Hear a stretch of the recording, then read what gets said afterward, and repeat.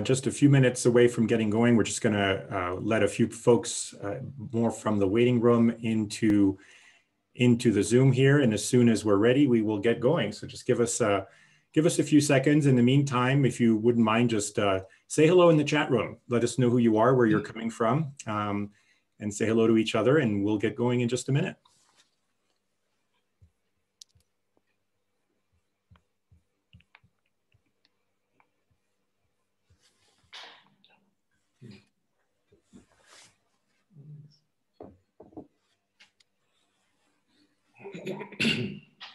We're getting close to a quorum here, so we'll get us going very soon.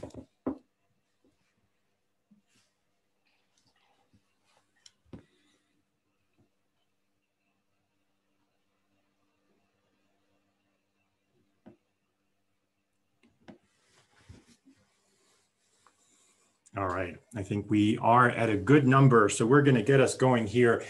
Thank you so much for joining us. My name is Chris Denby. I am the founder and CEO of the Advisory Board for the Arts, and I am delighted to be with you today to talk about one of my favorite topics, radical transformation. Not just in the arts, actually, radical transformation in general. Our goal today is to give you a glimpse into a really fascinating case study in the arts that I think will let us talk a fair bit about what does it mean for arts organizations to transform? What are the insights as to how to do so, when to think about it? We are thrilled to have with us the two leaders of the Aspen Santa Fe Ballet that is going through quite a radical transformation right now, and I think you'll find their story fascinating and insightful. This is a case study, and I think there is much to learn from it. So let us dive into our time together here today with a couple of quick sort of first points. First of all, just giving you a little bit of background on who we are. If you're not familiar with the Advisory Board for the Arts, we are an organization that's about 1.5 years old, and that is focused, in fact, on transformation. We were created with the hope of helping arts organizations all over the world transform. Think about ways to become even more sustainable, to become even more relevant and able to be creative and to do their work in a very sustainable and growth-oriented fashion. We do so by partnering with arts organizations and essentially becoming their partners, hopefully for years and years and years, in helping them think innovatively. We work with approximately 70 arts organizations in 16 countries on 6 continents, and we are thrilled to be able to broker the experiences and ideas of this very wide variety of organizations to be able to help each other in thinking about the future. We started a webinar series about 1 year ago, in fact, as the pandemic picked up, as a free service to the arts world. And we've done now close to 30 of these webinars. Many of them are archived on our website. And so we would encourage you to go there and take a look at what else is available. We believe that these are meant to provide you with little snippets of a variety of different topics, originally intended to be focused specifically on your navigation of the pandemic, which obviously that navigation is still very much a work in progress. And I do believe that the theme of transformation that we're going to talk about today is very much part of what is going on right now. We have been extremely interested in the topic of whether or not this pandemic would bring more radical transformation to the arts, both from a necessity standpoint and an opportunity standpoint. And we've been looking for examples of organizations, geographies, areas, topics where there has been truly different in kind thinking as to the future of arts organizations. And that's why we are particularly interested in today's theme. We have an incredible group of organizations joining us today for this. Thank you so much to all of you coming from all over the United States and the world, not just from the world of dance, of course, but from a whole host of different types of art forms. I think what we're going to talk about is relevant to all of you. I hope you will find it helpful. I think by now you all know how to participate in a Zoom call. But the main thing I do want to say is please share your questions and your thoughts in the chat room. We're going to keep everybody on mute through this to make it most efficient. But we very much welcome questions and want you to ask questions at any point or make points to each other, comments, observations. in the chat room. Please use it extensively across our time together. So let us begin. We're going to start with a little game, actually.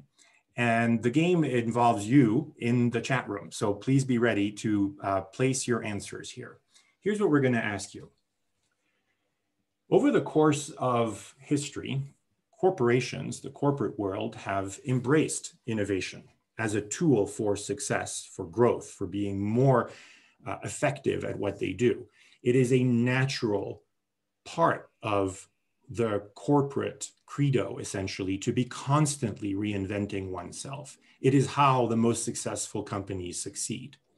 And it is really interesting to look at a few examples of where corporations started out in their life. What were they at the very beginning and what did they become? So let's quickly go through this little exercise and see how accurate you are.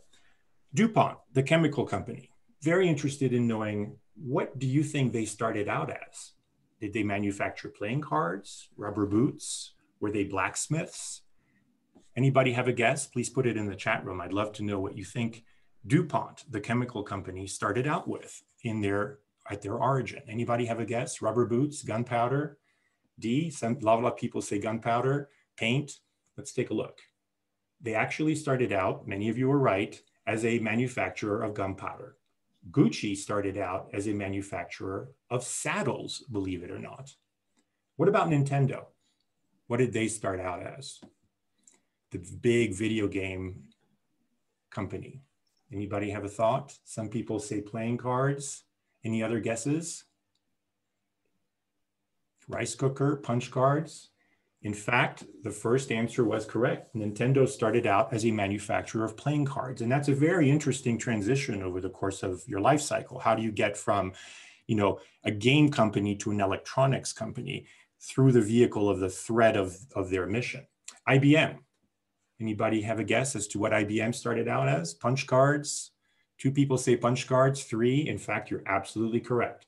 That was the origin, punch cards, in sort of the manufacturing industry. John Deere started out as, surprise, surprise, a blacksmith, right, related to the field. What about Tiffany? What did they started out as? The big jewelry company. Yes, that's correct. They were not originally a rice cooker company. They were, in fact, a stationery company. That was the beginning of their life. And Sony, yes, Sony, the big electronics firm, at their origin, when they created themselves, they were a manufacturer of rice cookers. So a multitude of examples here from the corporate world of organizations that started as one thing, evolved, became something else, and the identity that they're known for today is completely different. Think about what it means to have embraced the transitions that you see here. One does tend to see these transitions a lot more in the for-profit corporate world than in the nonprofit world. And that's not just a statement about the arts. If you look at the healthcare world or the education world, there are fewer examples, but not no examples. And let's go to healthcare for a second. If you take a hospital like Sibley Memorial Hospital in Washington, D.C., a very historic hospital that dates from the 19th century, how did they embrace evolution and change? Well, today, Sibley Memorial Hospital is part of Johns Hopkins Medicine, a massive health system that, of course, is known around the world. That is part of 2 sort of main themes of transformation that have occurred in the healthcare world. The 2 being consolidation, the notion of hospitals in proximate geographies or not coming together under one big umbrella with different missions, some academic medical centers, some community hospitals, some big research centers coming together in one sort of new type of entity in healthcare is a big, big theme of the last 20, 30 years. The other one is the consolidation between the practitioners, the physicians, and the hospitals themselves. That is what radical transformation has meant for healthcare, certainly in the last 20 years, with many, many more physicians nowadays being, quote unquote, owned, as they say in healthcare, by the hospital. They're employed by the hospital as opposed to being independent workers. So interesting to think about the nature of that transformation. Now, when we move to the arts, interestingly, there are a lot fewer examples, and one really has to struggle to think about anything that looks like the transformation we've seen in the corporate world, even if you compare it to the healthcare world, and perhaps even to education, there's a little bit less of this evolution of the model, if you will. And it's interesting to pause on why. I'd be curious if anybody in our room today has examples similar to the ones that we just talked about in the arts that we perhaps haven't thought of that represent that kind of radical transformation over the course of the life of one organization. That is why we were so excited to bring this story to you, because we believe that the transformation that is going on with the Aspen Santa Fe Ballet is one such example in the world of the arts that is worth pausing on and considering. Why has this organization been constantly innovating? What is it about their nature, and what is the essence of their experience? So we're gonna dissect this story a little bit here over the course of the next 50 minutes. Again, I really welcome, because we have struggled ourselves to find other examples of the nature that we just talked about. And so I'm going to use this a little bit as a research vehicle. Again, please, if you have any examples in mind of the type of transformation that I was just talking about, then please put them in the chat room. Very curious to hear what others might have to say. So let's begin the story of the Aspen Santa Fe Ballet, and do so by grounding us a little bit in their art. Just a little bit of a preview for you to get you into the mood, if you will, of the Aspen Santa Fe Ballet.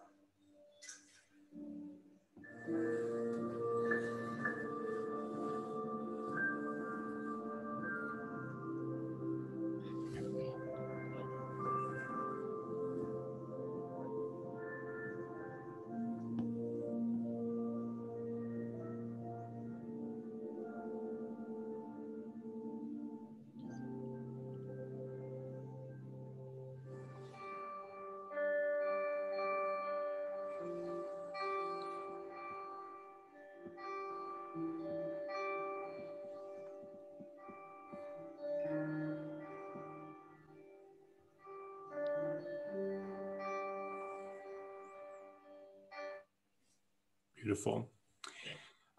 With that as a little bit of a backdrop, as I mentioned, I wanted to give you the opportunity to kind of get into the mood, if you will, of the work of the Aspen Santa Fe Ballet. Here with us today, I'm just so thrilled to have the two leaders of this extraordinary organization, Jean-Philippe Malati and Tom Musbrucker. Thank you both so much for being with us to tell your story. Maybe let's just start with very brief introductions from the two of you, a little bit of your background and anything you'd like to share about yourselves. Well, good morning, Chris. Good morning, everyone. It's a pleasure to be with you this morning. Tom and I both met as dancers at the Joffrey Ballet in New York. And as we were looking at transitioning from our career, we got invited by a visionary and philanthropist named Bibi Shwepi, who at the time had just opened a ballet school in Aspen, Colorado. I've been leading this organization since its inception for the last 25 years. I'm Tom Musbrucker. I been dancing all my life. I had a long career with the Joffrey Ballet before getting this incredible opportunity to come to Aspen with Jean-Philippe and create the Aspen Santa Fe Ballet. Thank you both.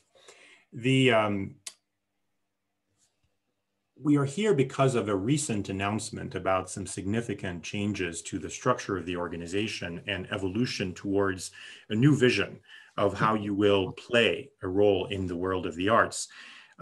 The question that I want to talk to you about now, though, is the fact that you still are innovating. You still, this is not new to you. You've been at this for a very long time, since the very inception of the organization. In fact, you have embraced the notion of constant change. And therefore, I was hoping we could begin by you telling us a little bit about the history of the organization and how you have continued to innovate since the very beginning. In fact, the very creation of the organization to where you are today. So Tom and Jean-Philippe, I'd love to have you just talk a little bit about these steps and how each one has represented a building block and an innovation and a transformation for you. Sure. Well, our organization has indeed a 30-year history of change and evolution and risk-taking. It began 30 years ago in a small little mountain village in Aspen, Colorado by a visionary Aspenite who had a dance background. Her name was Bibi Schweppe, and she had the vision to have a dance company in Aspen, Colorado.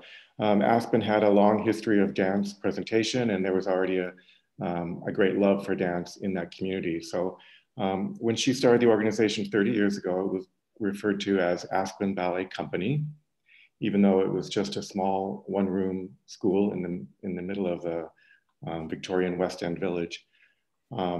That school has since grown to a network of 5 locations over 2 states. She, a few years into the venture, she brought Jean-Philippe and I from New York City to lead the organization. We entered a partnership with an organization in Santa Fe, New Mexico. The idea was to share our resources with another organization so we could be more efficient and share our company. We changed our name to Aspen Santa Fe Ballet. We created really the first of its kind mixed repertory touring dance company that was not led by a single choreographer. Believe it or not, that model was pretty unique 25 years ago when we created it. Now it's a standard model for many companies. We also inherited a summer dance festival, and which has turned into now a year-round presentation series where we bring companies from around the world to both Aspen and Santa Fe. We created a unique outreach program, Folklorico Mexicano program for the community. Instead of bringing kids in to learn ballet, we wanted to teach them a little bit more about their own culture and the dances of their culture. It's also a unique outreach program. Our resident touring company became very popular on the touring market, which we did not expect. We thought we might just be a company that performed at home. At one point, we also took on the management of a flamenco company that was based in Santa Fe, New Mexico, called Juan CD Flamenco Santa Fe. And now we've made the move to dissolve our resident dance company and create this new fund, Aspen Santa Fe Ballet Fund for Innovation in Dance. So it's quite a lot of changes in the past 30 years, and change is really part of the DNA of the organization, and we feel quite comfortable with it. Tom, you make it all sound very simple and easy, and I know it wasn't. Each one of these changes comes with a lot of work, a lot of forethought, a lot of risk-taking, a lot of wondering whether should we go in this direction or not. And when you look at the transformation of organizations across any sector, it tends to be a mix of opportunities that fall in one's lap, circumstances that dictate certain things having to happen, and strategy, and proactively saying we need to come up with an idea.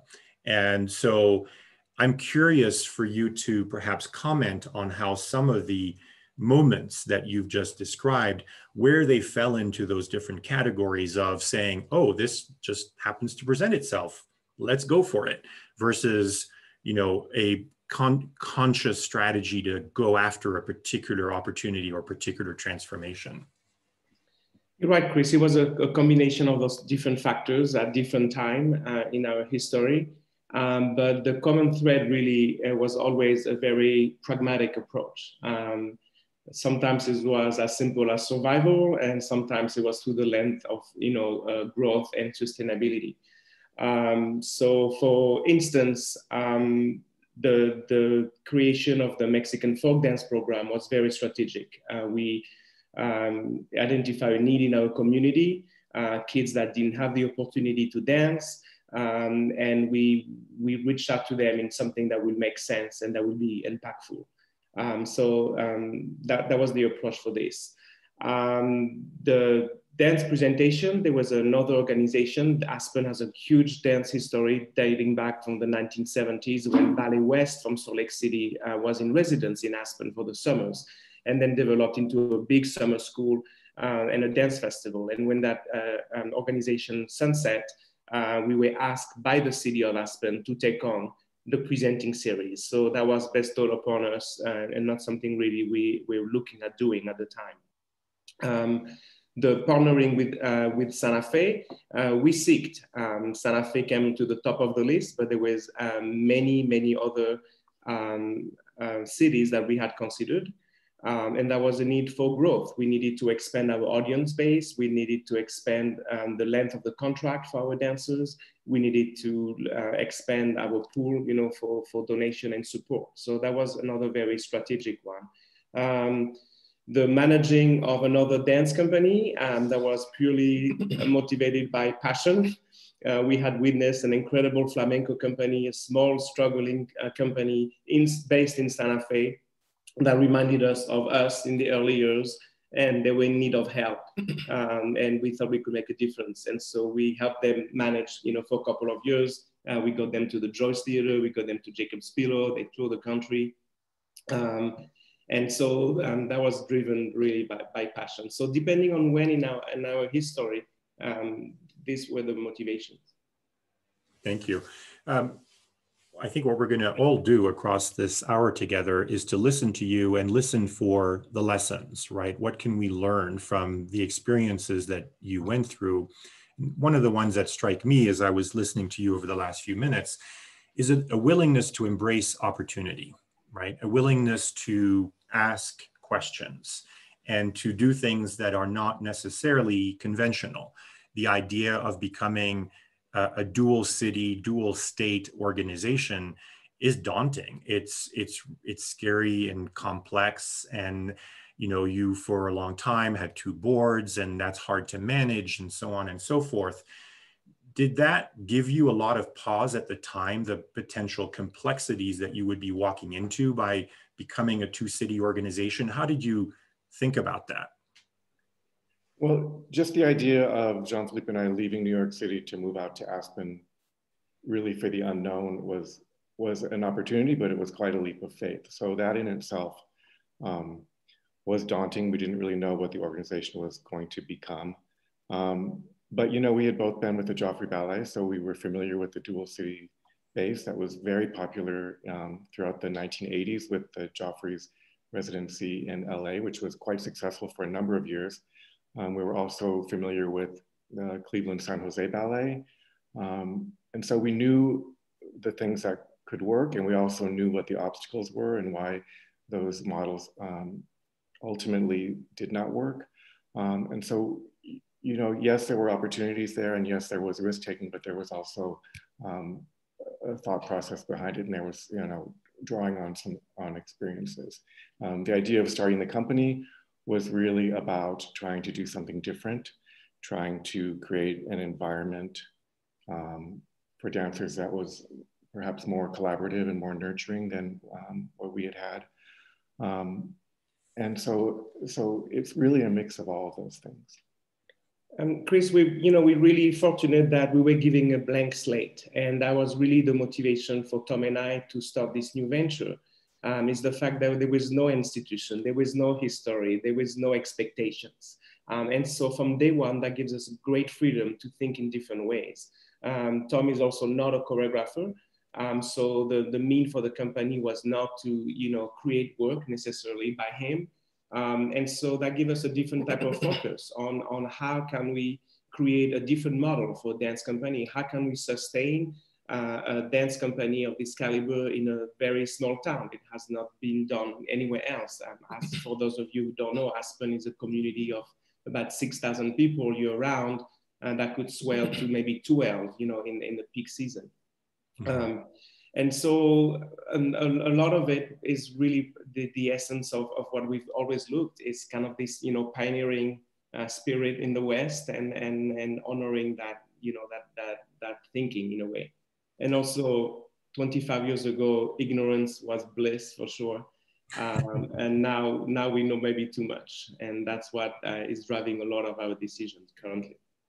So we're going to move in a minute to the latest changes and dissect those. But a couple of lessons additional lessons I want to pull out from what you just said. One is building an organization that has the flexibility and the elements to be able to change, because oftentimes we create organizations with structures that make it inherently difficult to change and inherently create roadblocks in them. And so thinking proactively about what are those potential roadblocks and how do you eliminate them by having elements in your structure that create that versatility is important. The other thing you mentioned, back to the dual city model question, is the fact that you weren't alone in thinking about this. You sought out examples of successes and failures and opportunities to learn from others. And I think that is a common trait of change agents, that they are not trying to do things necessarily completely as mavericks,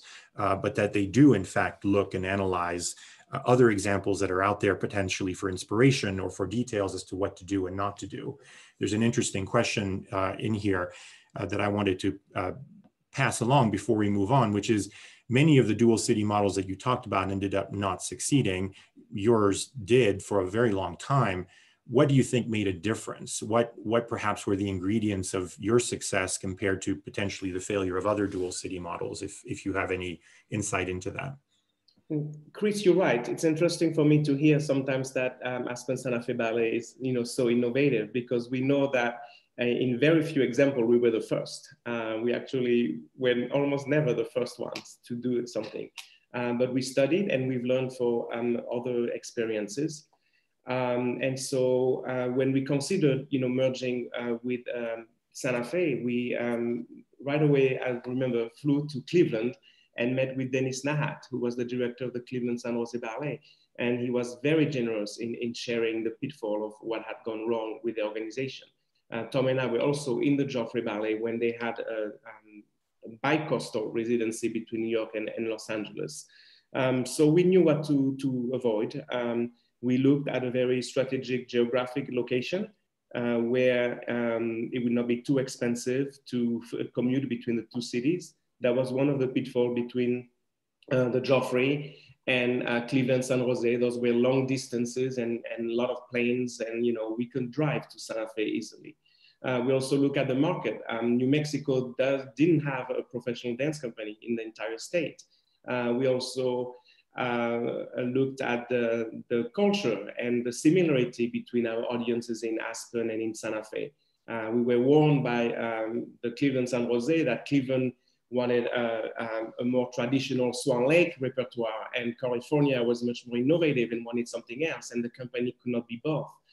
So we looked at a more simpatico approach between the cities of Santa Fe, and then we looked at the brand. We could have easily become the Denver Kokomo ballet, but obviously Aspen and Santa Fe have already a built-in, a worldwide recognition in that name, and so that instantly built the brand. So we really learned from others that have paved the way for us this year. And Chris, I think you really touched on a theme that's been with us from the very beginning when you talk about flexibility and the ability to make change. It has a lot to do with, from the very beginning, we always said, we don't know what the organization will become. We didn't set out to have a dance company that would last for 25 years and would tour around the world and would have a specific type of repertoire. If you look at the repertoire we began with, it's very different from what it was last year. And so we always let things grow in an organic way. And I think that's why we've been able to evolve the way we have. That's great. Thank you. Those are all very helpful and interesting insights. So you continue. You are now at yet another chapter, another radical change. And I would love to begin here our second half of the discussion with a little bit of a description for those who are perhaps less familiar with it, who are with us today, of what this change is. Can you maybe describe some of the elements of it before we kind of go into how you came to these decisions? Well, Chris, when the decision came to sunset, our resident dance company, we asked the question: how can we honor the work for the past 25 years, the artists that have given so much of themselves for the last 25 years? What was the spirit of the Aspen Santa Fe Ballet? What is worth continuing? What is worth preserving? What is worth celebrating into the future? And that was a difficult question, but essentially, it came down to this pioneering spirit, and that spirit of innovation and change. And that's what we felt the value of the Aspen Santa Fe Ballet has been. And we wanted to find a way to honor this and cultivate it, and maybe share it with others, influence, maybe encourage people to think it that way. So we were very fortunate that we do have an existing endowment that allowed us to think in that way. Usually the fate of a contemporary dance companies, it's usually bankruptcy. This was not the case for us. So we like to see how we can make a difference in the world of dance, and how we could share, 25 years of knowledge and experience, how we could learn from our colleague in the field that we've done all along in a post, pandemic world, and see how we could still, while serving the same mission, really change our way of business to be still relevant and impactful. And Chris, we're changing only one component of the organization. It's an umbrella organization that encompasses our network of schools, our folklorical outreach program, our year-round live presentation series, and then it was the resident dance company. And so now the resident dance company is being replaced by this new fund. So it's a portion of the organization, and although it's a radical change, it's not a complete change of the organization. We still have much of our roots are still in place, and we're still carrying out the same mission, but in a very different way.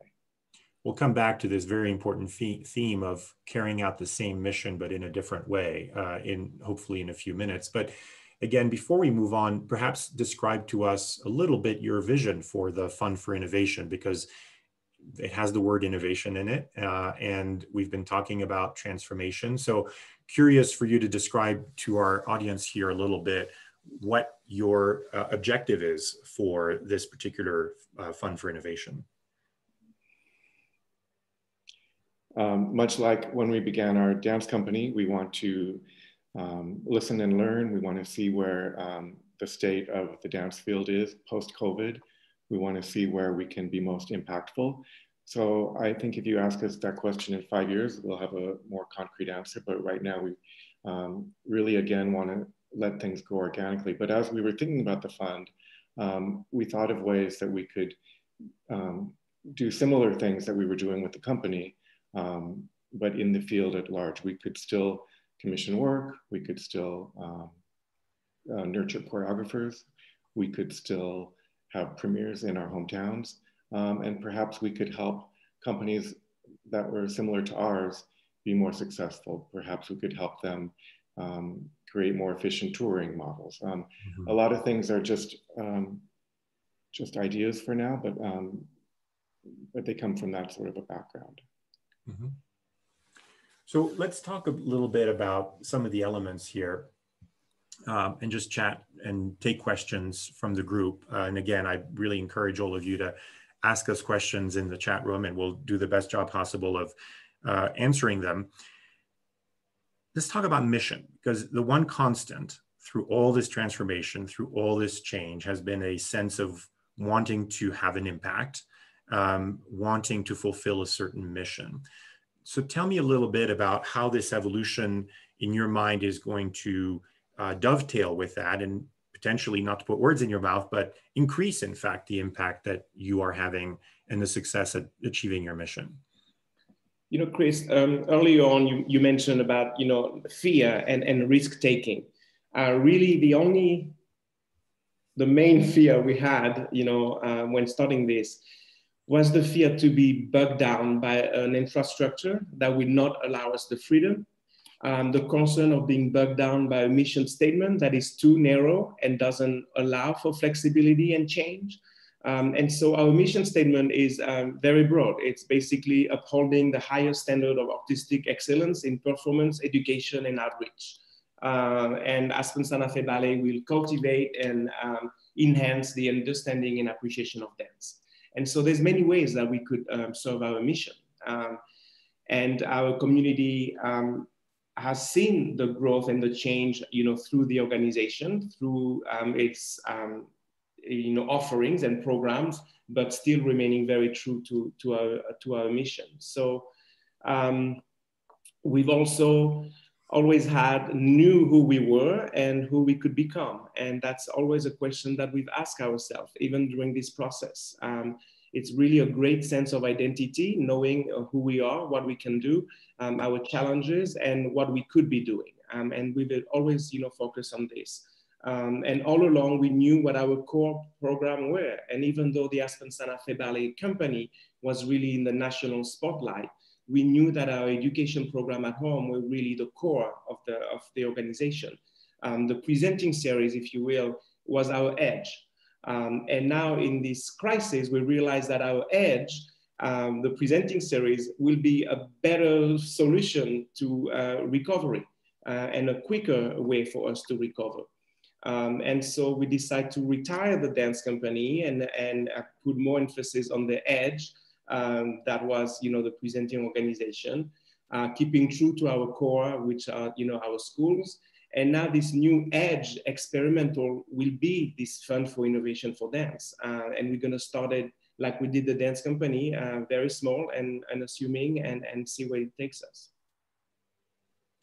So you mentioned the word recovery, which allows me to transition to a question here about the recovery and what we've been through over the last year. I think as the pandemic took shape for the arts world, and the devastation associated with it became clear in the spring of last year, a year ago, I think there were a lot of predictions from observers that we would end up seeing a lot of organizations have to shut their doors, not be able to survive, go bankrupt, as you pointed out,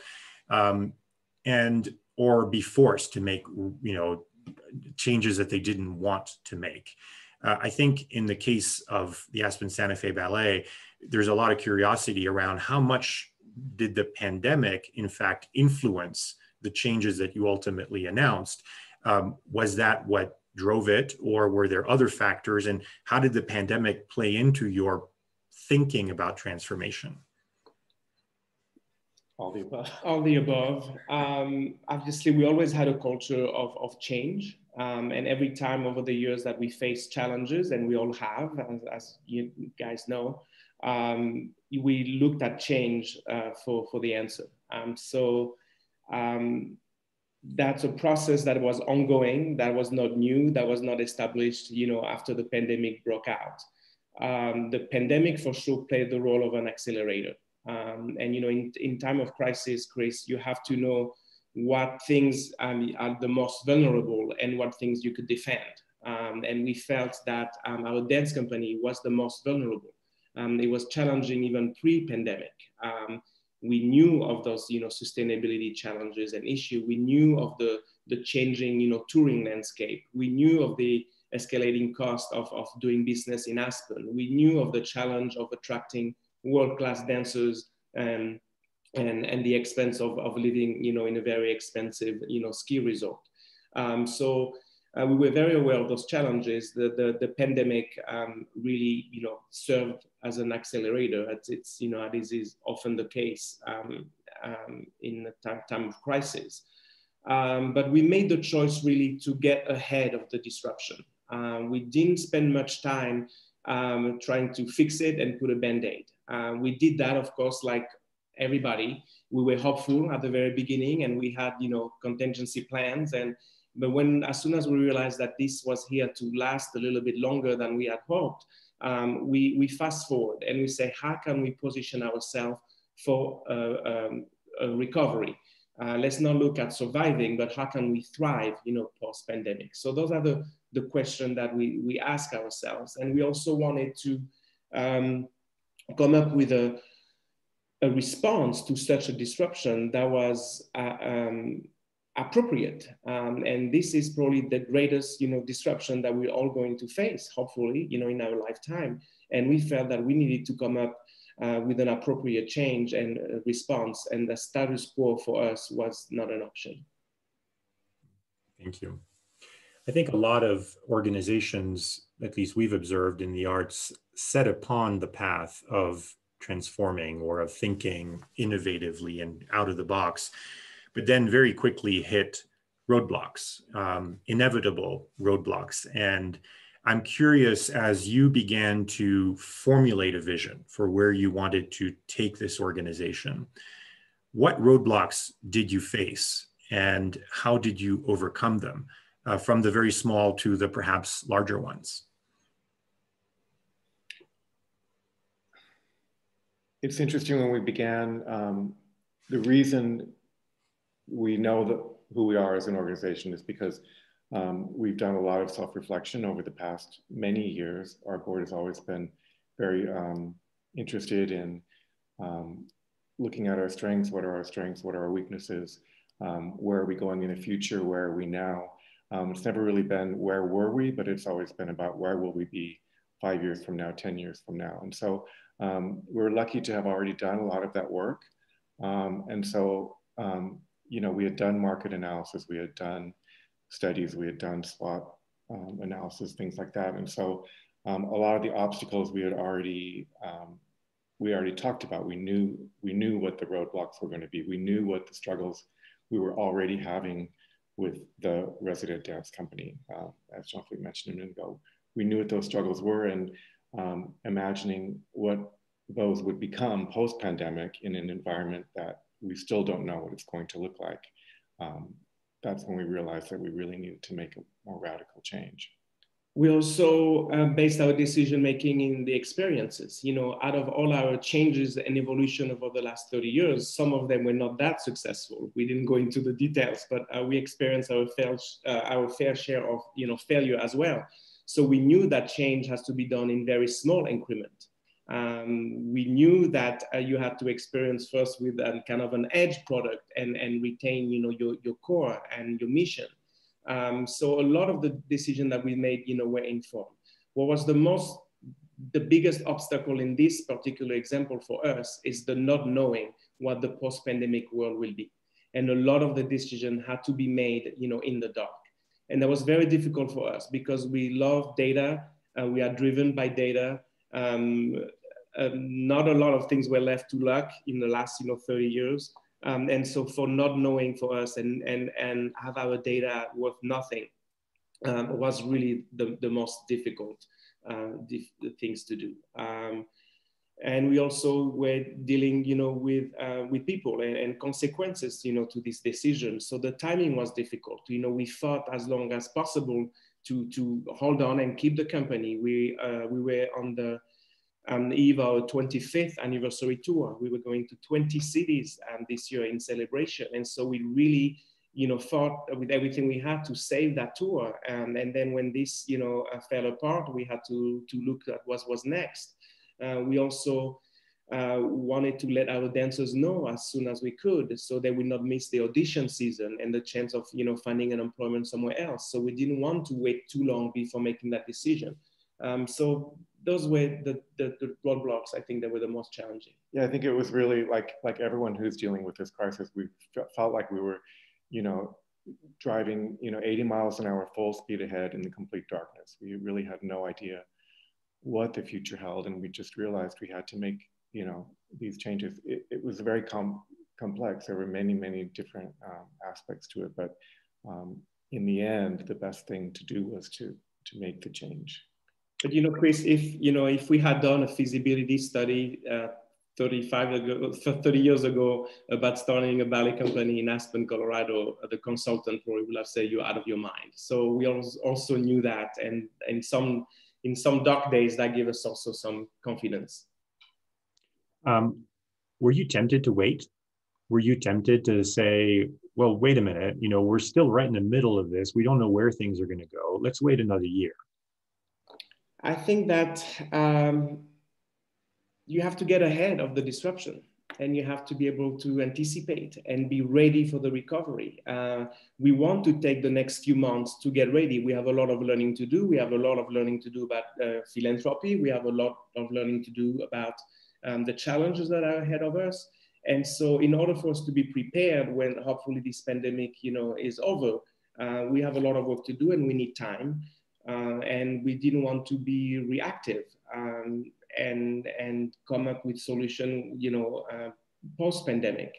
If we are going to be innovative, if we believe that, Aspen Santa Fe Ballet is pioneering in many areas, then we had to be the first one. And I think that probably was the biggest surprise, in our field, that Aspen Santa Fe Ballet was the first one. And also when you talk about waiting, we did actually wait. It had been a full year since the company had performed. Which is quite a long time in a repertoire company. It's not so long, some companies are a pickup company where they just hire dancers and put on a show. That possibly would have been, an easier model to put back together. But, we had a year-round 52-week contract for these dancers, and they were really an ensemble repertoire group. And that's not something that happens overnight. And so we realized, it's been a full year of inactivity.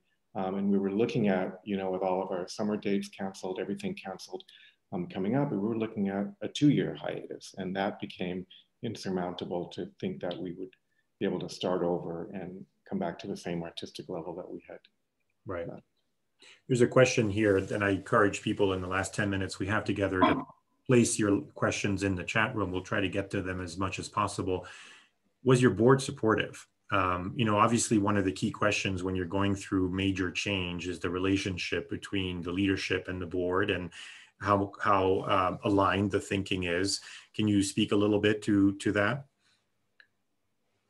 Yes, the board was more than supportive because they created that ethos in the organization. They knew change, they experienced change.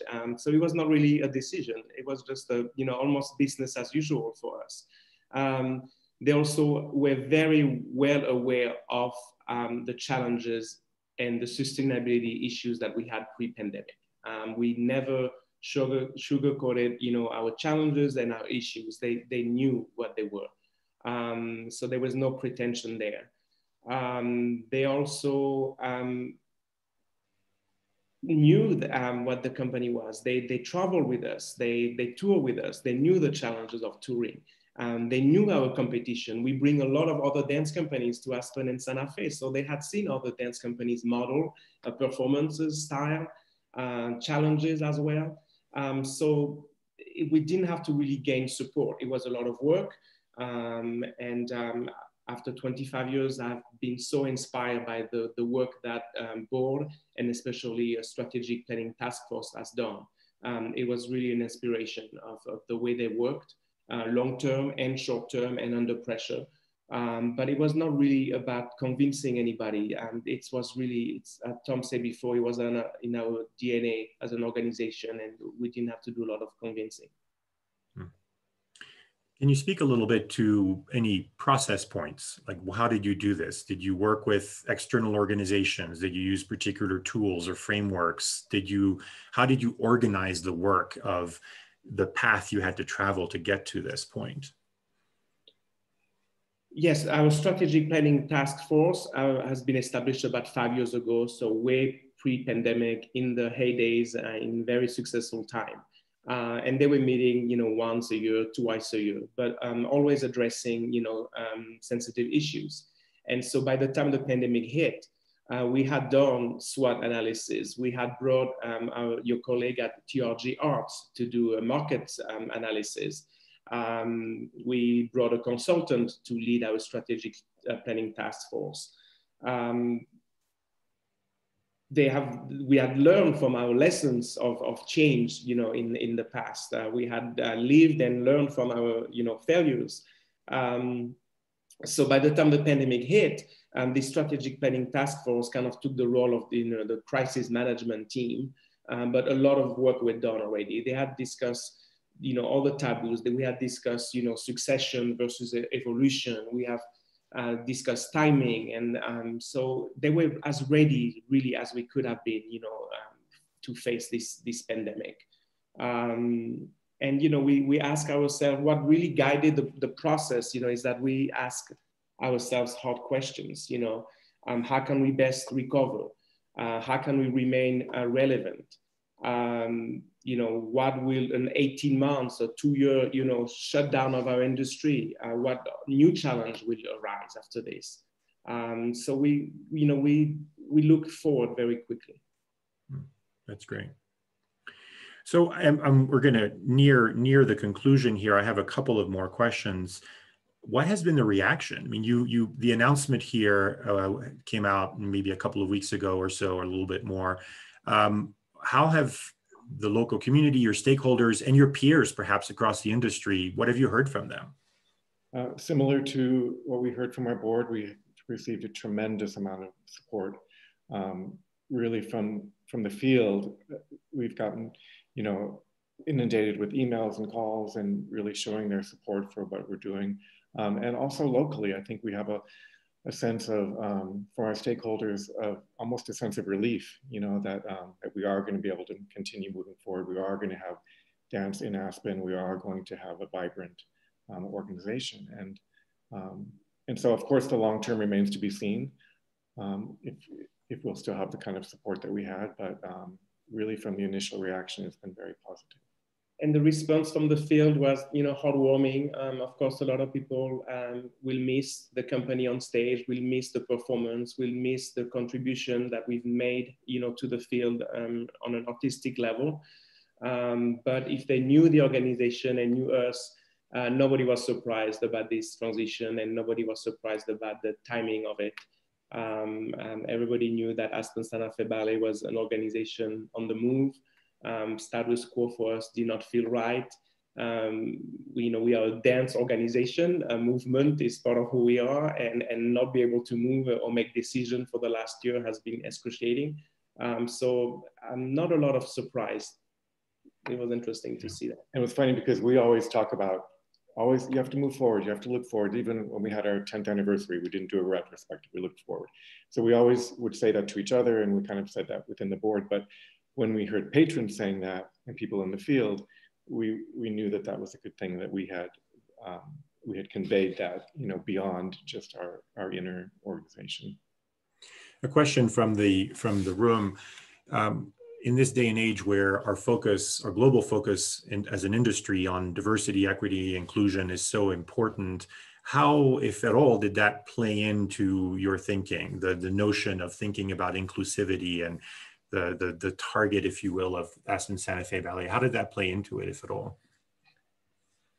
Something for sure that we also considered post-pandemic. We're going to look at a much different landscape. We want to be a part of that conversation.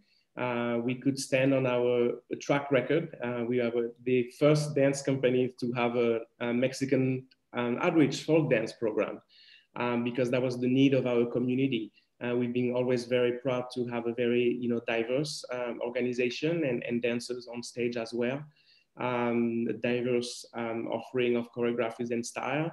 Diversity also in our programming. We've brought so many different dance companies, from Elvin LA to the Trocadero Ballet, to our community. So that's something we want to continue doing, and then do more of it and better.